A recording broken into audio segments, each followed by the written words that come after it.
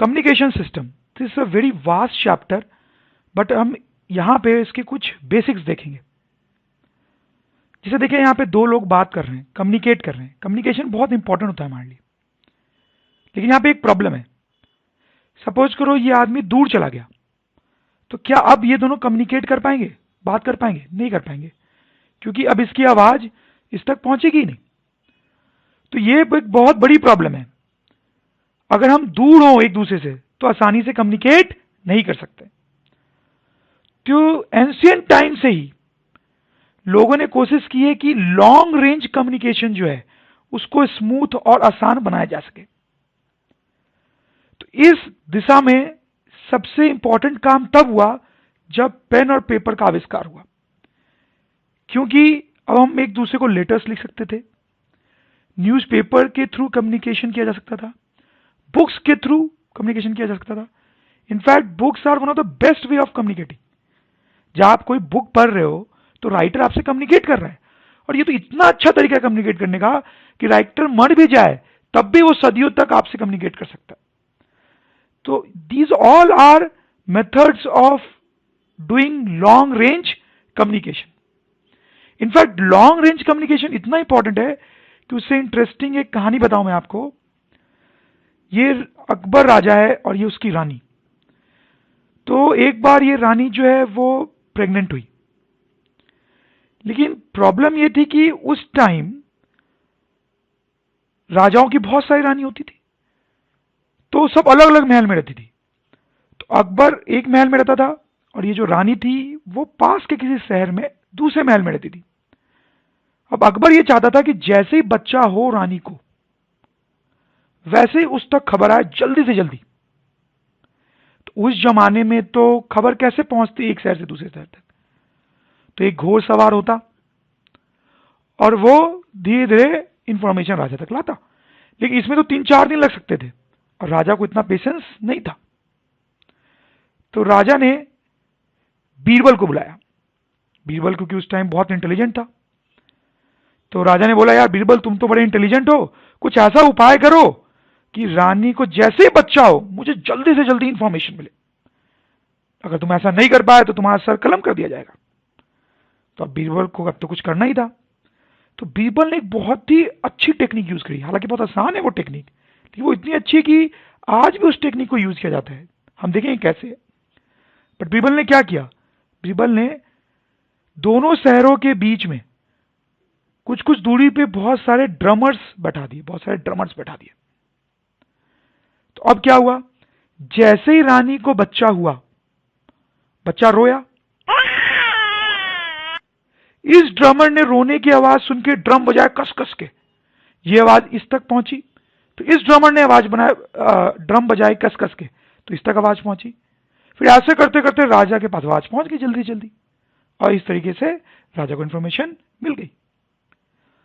So the point is कि long range communication हमेशा से ही इंपॉर्टेंट रहा है, और उसको स्मूथ और फास्ट बनाने के लिए हमेशा से ही हमने कोशिश की है।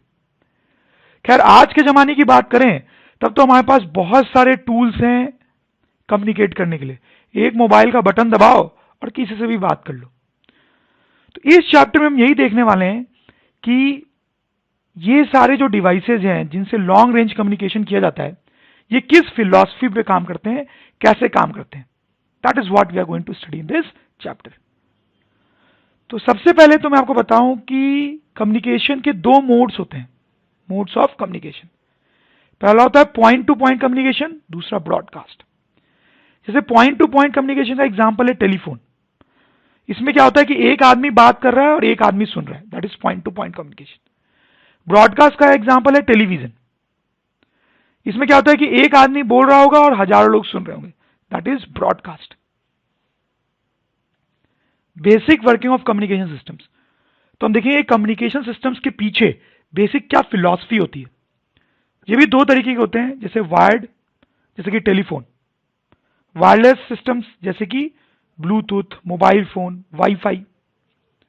तो हालांकि हम ज्यादा बात वायरलेस कम्युनिकेशन सिस्टम्स की ही कर रहे होंगे, पर थोड़ा सा हम वायर्ड कम्युनिकेशन के बारे में भी बात करेंगे। तो वायर्ड में आप टेलीफोन के बारे में सोचें ताकि आपको समझने में आसानी हो। वायर्ड सिस्टम समझते हैं, जैसे एक एग्जांपल लेते हैं, जैसे टेलीफोन। ये एक वायर्ड सिस्टम है, इसको लेके हम समझेंगे तो समझने में आसानी होगी। तो टेलीफोन में क्या होता है, एक एंड पे आप साउंड प्रोड्यूस करते हो, दूसरे एंड पे आदमी को वो साउंड मिल जाती है। तो ये बीच में क्या हो रहा होता है, लेट्स सी। तो जब आप साउंड प्रोड्यूस करते हो तो वो एक ब्लॉक में जाती है, इसको बोलते हैं ट्रांसड्यूसर। ट्रांसड्यूसर वो जो ब्लॉक है वो करंट प्रोड्यूस करता है I1। देखें क्या है कि जो आप साउंड बोल रहे हो वो उसको तो यहां से यहां तक भेजना पॉसिबल नहीं है, साउंड बहुत दूर नहीं जा सकती। इसलिए ये ब्लॉक क्या करता है, इस साउंड एनर्जी को करंट में कन्वर्ट करता है, और करंट को दूर ले जाया जा सकता है, इसलिए इस ब्लॉक को हम यूज करते हैं। दूसरा, ये जो करंट है यहां पे, वो वेरिंग करंट प्रोड्यूस होता है। वो तो होना ही था, क्योंकि आप जैसे बोलते हो उसके अकॉर्डिंग ये करंट बनता है। जैसे आप जहां तेज से बोलोगे तो यहाँ करंट ज्यादा बनेगा, आप धीरे बोलोगे तो करंट कम बनेगा। अलग अलग टाइम पे आप अलग अलग चीजें बोल रहे होगे तो यहाँ पे करंट की वैल्यू भी अलग होगी। तो बेसिकली ये ट्रांसड्यूसर इस साउंड को टाइम वेरिंग करंट में कन्वर्ट कर रहा होता है। लेकिन अब यहां पे एक प्रॉब्लम होती है, इस करंट को दूर नहीं भेजा जा सकता। इस करंट में कुछ ऐसी प्रॉपर्टीज होती है जिसके कारण इसको दूर नहीं भेजा जा सकता। वो क्या प्रॉपर्टीज है ये हम बाद में देखेंगे। तो हम एक दूसरा ब्लॉक लगाते हैं, दैट इज कॉल्ड ट्रांसमीटर। वो इस करंट को लेता है और इससे दूसरा करंट बनाता है I2। ये क्या करता है, जैसा मैंने आपको बताया कि इस करंट में ऐसी प्रॉपर्टी होती है कि इसको दूर नहीं भेज सकते। तो ये जो ब्लॉक है वो प्रॉपर्टी को चेंज करता है और दूसरा करंट बनाता है जिसको दूर भेजना आसान है। अब ये कैसे वो काम कर रहा है ये इस चैप्टर का मेन एम है, और ये मैं आपको बाद में डिटेल में बताऊंगा। आप क्या करते हैं, इस करंट को, I2 करंट को कॉपर वायर, टेलीफोन के केस में कॉपर वायर यूज किया जाता है, उसके ऊपर दूर तक भेजते हैं। फिर अब ये दूसरा एंड शुरू होगा जहां पे इस आदमी को आवाज सुनाई देगी। इस दूसरे एंड पे क्या होता है, एक रिसीवर नाम का ब्लॉक होता है। ये ट्रांसमीटर का उल्टा काम करता है। ये I2 करंट लेता है और I1 करंट बनाता है, जो यहां पे था I1 करंट। ठीक है, नाउ इसको ट्रांसड्यूसर नाम के ब्लॉक से पास करते हैं। ये ट्रांसड्यूसर इस ट्रांसड्यूसर का उल्टा काम करता है, मतलब ये करंट लेता है और उसे साउंड प्रोड्यूस करता है, तो इस आदमी को साउंड सुनाई देती है। तो इस तरीके से ये ओवरऑल सिस्टम काम करता है। जैसे देखो यहां पे एक लेडी जो है वो फोन पे बात कर रही है, तो यहां पे क्या हो रहा है, जब ये लेडी बोल रही है तो ये साउंड प्रोड्यूस कर रही है जो इसमें जा रहा है, रिसीवर में। ये जो है ये कुछ नहीं है बल्कि दिस इज ट्रांसड्यूसर। ये जो है ये ट्रांसड्यूसर है। ये लेडी के साउंड को लेता है और इसको करंट में कन्वर्ट करता है। अब देखें इससे यहां तक करंट जा रहा है, वायर के थ्रू करंट जा रहा है, तो इसका मतलब साउंड जो है वो करंट में कन्वर्ट हो चुका है। तो दिस इज अ ट्रांसड्यूसर। लेकिन ये जो करंट है वो अब इस ब्लॉक में जाता है। ये जो ब्लॉक है वो ट्रांसमीटर है। ये I1 करंट को लेता है, इस I1 करंट को, और इससे I2 करंट बनाता है, I2 करंट, I2। अब लेडी के घर से वायर निकल रही होगी जो इस I2 करंट को लेके निकल जाएगी। वैसे दूसरे एंड पे भी हम फोन पे ही बात करते हैं, तो वहां भी ऐसा ही कुछ हो रहा होता है। ओके, तो वायरलेस कम्युनिकेशन सिस्टम के बारे में देखते हैं। जैसे उसका एक एग्जांपल लेते हैं, टेलीविजन, ताकि आपको समझने में आसानी हो। तो आप सपोज करें कि टेलीविजन स्टेशन से ब्रॉडकास्ट हो रहा है और आपके घर तक पहुंच रहा है। तो पहले हम देखेंगे टेलीविजन स्टेशन पे क्या होता है। मोर लेस वही काम हो रहा होता है जो वायर्ड कम्युनिकेशन में होता है। देखते हैं। तो स्टेशन पे, टेलीविजन स्टेशन पे साउंड या वीडियो प्रोड्यूस होता है जो ट्रांसड्यूसर से पास करते हैं, जिसको करंट में कन्वर्ट करता है पहले की तरफ। फिर इसको ट्रांसमीटर से पास करते हैं, तो ये दूसरा करंट I2 बनाता है। रीजन ट्रांसमीटर का वही जो पहले था। अब क्या होता है, ये जो करंट है वो एंटीना को फेड किया जाता है, एंटीना को दिया जाता है। ये जो एंटीना है वो उसको इलेक्ट्रोमैग्नेटिक वेव्स में कन्वर्ट करती है और इस इलेक्ट्रोमैग्नेटिक वेव्स को इमिट करती है। तो ये टेलीविजन स्टेशन पे हो रहा होता है। तो टेलीविजन स्टेशन पे साउंड या वीडियो प्रोड्यूस हुई और उसको फाइनली इलेक्ट्रोमैग्नेटिक वेव्स की तरह एंटीना से इमिट कर दिया गया। आपके घर पे क्या होता है, आपके घर पे एंटीना लगा होता है जो इस इलेक्ट्रोमैग्नेटिक वेव्स को रिसीव करता है, फिर वो उससे करंट बनाता है, वो रिसीवर में जाता है और फिर ट्रांसड्यूसर में जाता है पहले की तरह बिल्कुल, और उससे साउंड या वीडियो प्रोड्यूस होती है जिसको हम देख पाते हैं। तो आप देख सकते हैं ओवरऑल दोनों सिस्टम है, वायर्ड हो या वायरलेस, सेम ही काम होता है, बट इसमें वायर के ऊपर लॉन्ग रेंज कम्युनिकेशन किया जाता है और यहां पे एंटीना के थ्रू स्पेस से इलेक्ट्रोमैग्नेटिक वेव्स भेजी जाती हैं। सही है, आई होप आप समझ रहे होंगे। तो ये जो वायरलेस कम्युनिकेशन मैंने आपको बताया, टेलीविजन का एग्जांपल लेके बताया आपको मैंने, बट ये टेलीविजन के लिए नहीं, सारे वायरलेस कम्युनिकेशन सिस्टम में यही हो रहा होता है, चाहे वो ब्लूटूथ हो, मोबाइल फोन हो, वाईफाई हो, सब में बेसिक फिलॉसफी यही होती है। अब जैसे एक वर्ड आता है चैनल, जैसे यहां पे कॉपर वायर को चैनल बोलेंगे और यहां पे स्पेस को चैनल बोलेंगे। पर चैनल का मतलब वो चीज जिसके ऊपर लॉन्ग रेंज कम्युनिकेशन करवाया जा रहा हो। एक और टर्म कई बार यूज किया जाता है, मैसेज सिग्नल। ये जो I1 करंट है, ट्रांसड्यूसर का आउटपुट, उसको मैसेज सिग्नल या कई बार सिर्फ मैसेज या कई बार सिर्फ सिग्नल बोला जाता है। तो देखें, ये एक ब्लॉक डायग्राम बनाया गया है कम्युनिकेशन सिस्टम का। ब्लॉक डायग्राम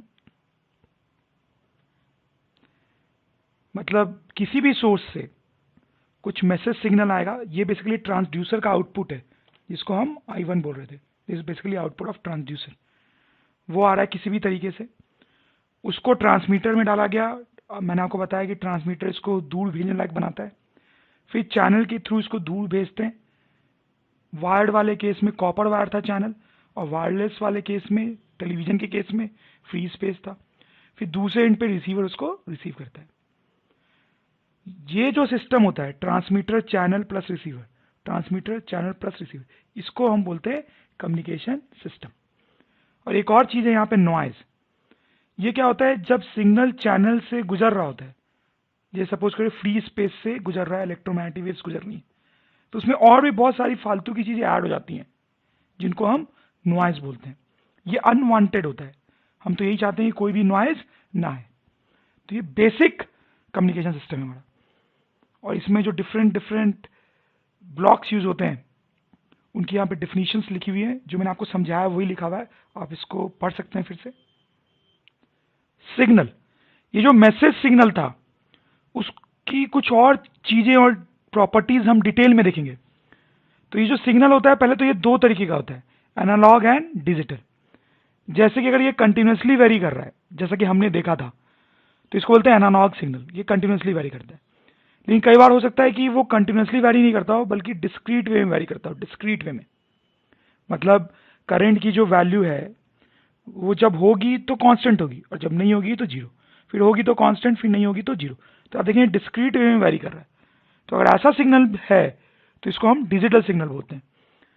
आपने ये वर्ड सुने होंगे, आपने सुना होगा कि आजकल सब कुछ डिजिटलाइज हो रहा है, तो वो कुछ ऐसा ही हो रहा है। पुराने जमाने में ऐसे सिग्नल्स बनाया करता था ट्रांसड्यूसर, अब जो ट्रांसड्यूसर्स आते हैं वो जनरली इस टाइप के सिग्नल्स बनाते हैं। बट एनीवेज, हमारे लिए तो दो तरह के सिग्नल होते हैं, analog and digital. Bandwidth of signal, इसको ध्यान से देखिए, ये थोड़ा कॉम्प्लिकेटेड है, इसको समझना डिफिकल्ट है। पहले मैं आपको एक थ्योरम बताता हूं, इस थ्योरम को हम प्रूव नहीं करेंगे, बस इसका मतलब समझेंगे। Any signal can be obtained by sum of lots of sine functions. Any signal can be obtained by sum of lots of sine functions. तो साइन फंक्शन तो आप जानते ही हैं, डिफरेंट फ्रीक्वेंसी के हो सकते हैं। तो इसका कहने का क्या मतलब है, आप देखें, जैसे ये एक सिग्नल है मेरे पास, बहुत अजीबोगरीब सा सिग्नल है। तो ये अजीबोगरीब सा जरूर लग रहा होगा आपको, लेकिन ऐसा पॉसिबल है कि हम बहुत सारे साइन फंक्शंस लें, दो ही नहीं बल्कि बहुत सारे साइन फंक्शंस लें, डिफरेंट फ्रीक्वेंसीज के, डिफरेंट फ्रीक्वेंसीज के। कौन सी फ्रीक्वेंसी एग्जैक्टली वो हम इस कोर्स में देखने वाले नहीं है, वो बहुत हाई लेवल की चीज हो जाती है। तो ऐसा पॉसिबल है कि हम डिफरेंट साइन फंक्शंस लें, बहुत सारे डिफरेंट फ्रीक्वेंसीज के, उन सबको जब हम ऐड करें तो हमें ये सिग्नल मिल जाए। It's possible. वैसे ही इस सिग्नल को भी हम बना सकते हैं। ऐसा पॉसिबल है कि हम बहुत सारे साइन फंक्शंस लें डिफरेंट डिफरेंट फ्रीक्वेंसीज के, उनको ऐड कर दें तो ये वाला सिग्नल बन जाए। तो ये थ्योरम यही बोलती है कि कोई भी सिग्नल हो हमारे पास, कोई भी सिग्नल हो, उसको बहुत सारे साइन फंक्शंस के सम से बनाना पॉसिबल होता है। This is what this theorem says. जैसे एग्जांपल देखें, ये ह्यूमन साउंड का सिग्नल है। कहने का मतलब है कि ट्रांसड्यूसर को साउंड सप्लाई की गई एक आदमी की, और उसने ये करंट प्रोड्यूस किया, सही है। तो ये ह्यूमन साउंड को रिप्रेजेंट करने वाला एक करंट है जो इस तरह से वेरी कर रहा है। ये बहुत अजीब सा लग रहा है, बट इट इज पॉसिबल कि हम डिफरेंट डिफरेंट फ्रीक्वेंसीज की साइन वेव लें, उनको ऐड करें तो ये मिल जाए हमें। तो कौन कौन से फ्रीक्वेंसीज की साइन वेव? तो sine waves from 300 hertz to 3100 hertz, मतलब इतनी फ्रीक्वेंसी से इतनी फ्रीक्वेंसी के बीच की साइन वेव्स ले लेके जब हम ऐड करते हैं तो हमें ह्यूमन साउंड का वेवफॉर्म मिल सकता है। जैसे मैं आपको एक और एग्जांपल दूं, म्यूजिक का। म्यूजिक का ये वेवफॉर्म है, कुछ सपोज कर लें आप। म्यूजिक का वेवफॉर्म और कॉम्प्लिकेटेड हो सकता है, क्योंकि ह्यूमन साउंड में तो सिर्फ ह्यूमन साउंड ही होती है, लेकिन म्यूजिक में ह्यूमन साउंड भी है प्लस इंस्ट्रूमेंट्स जैसे पियानो, गिटार, उन सब की भी आवाज होगी। तो इसको भी बनाया जा सकता है by sum of lot of sine waves. तो उनमें जो साइन वेव्स की जरूरत पड़ती है उसकी फ्रीक्वेंसी 20 हर्ट्ज से लेके 20,000 हर्ट्ज तक वेरी करती है। कहने का मतलब है कि इसको बनाने के लिए जो साइन वेव्स की जरूरत पड़ती है, उन साइन वेव्स की फ्रीक्वेंसी इन दो नंबर्स के बीच में पाई जाती है। ठीक है, तो इस केस में अब देखें, इन दोनों नंबर के बीच का जो डिफरेंस है वो है 2800 hertz, which can also be written as 2.8 kilo hertz. तो इसको हम बोलेंगे bandwidth of human sound, bandwidth of human sound. वैसे म्यूजिक के केस में भी इन दोनों नंबर को सबट्रैक्ट करेंगे, बट क्योंकि ये नंबर बहुत ही कम है तो सबट्रैक्ट करने पे अप्रोक्सीमेटली 20,000 हर्ट्ज ही आ जाएगा, which can also be written as 20 kilo hertz. तो हम बोलेंगे म्यूजिक का जो बैंडविड्थ होता है वो 20 किलो हर्ट्ज होता है। लाइक ये मतलब हुआ बैंडविड्थ का। आई होप आप समझ गए होंगे। बैंडविड्थ ऑफ चैनल, तो अभी हमने बैंडविड्थ ऑफ सिग्नल देखा था, अब बैंडविड्थ ऑफ चैनल देखेंगे। तो चैनल के कुछ एग्जांपल्स मैंने आपको बताया, जैसे टेलीफोन में कॉपर वायर यूज होता है, वायरलेस कम्युनिकेशंस में स्पेस, हवा का यूज होता है, उसी से इलेक्ट्रोमैग्नेटिक वेव्स ट्रैवल करती है। जैसे इंटरनेट में, जो कि मैंने आपको बताया नहीं अभी तक, उसमें ऑप्टिकल फाइबर यूज होता है। शायद आपको इसके बारे में पता हो, बट एनीवेज नहीं पता हो तो कोई फर्क नहीं पड़ता। तो वैसे डिफरेंट डिफरेंट चैनल्स हो सकते हैं जिसके ऊपर हम सिग्नल भेज रहे हो, इनकी भी अपनी बैंडविड्थ होती है। क्या मतलब है उसका? जैसे मैं आपको एक एग्जांपल बताऊं कि सपोज करें ये एक एंटीना लगा हुआ है और ये एक एंटीना लगा हुआ है और बीच में एयर है, बीच में एयर है। ठीक, तो इस एंटीना से इलेक्ट्रोमैग्नेटिक वेव्स होते हुए इस एंटीना तक पहुंच रही है। तो बीच में जो हवा या फ्री स्पेस है उसकी बैंडविड्थ होती है 0 से लेके लगभग 6 गीगाहर्ट्ज। मतलब ये एग्जैक्ट नंबर्स नहीं है, ऐसे ही मैं कुछ एग्जांपल दे रहा हूं आपको। ये नंबर एग्जैक्ट नहीं है, ये थोड़ा ज्यादा कम भी हो सकता है। एनीवेज, तो ये फ्री स्पेस या हवा की ये बैंडविड्थ होती है। इसका क्या मतलब है कि इन दो फ्रीक्वेंसीज के बीच में, इन दो फ्रीक्वेंसी के बीच की कोई फ्रीक्वेंसी का साइन वेव अगर हम पास करेंगे तो पास हो जाएगा हवा से, लेकिन और कोई दूसरी साइन वेव अगर हम हवा से पास करना चाहेंगे तो वो पास नहीं हो पाएगा।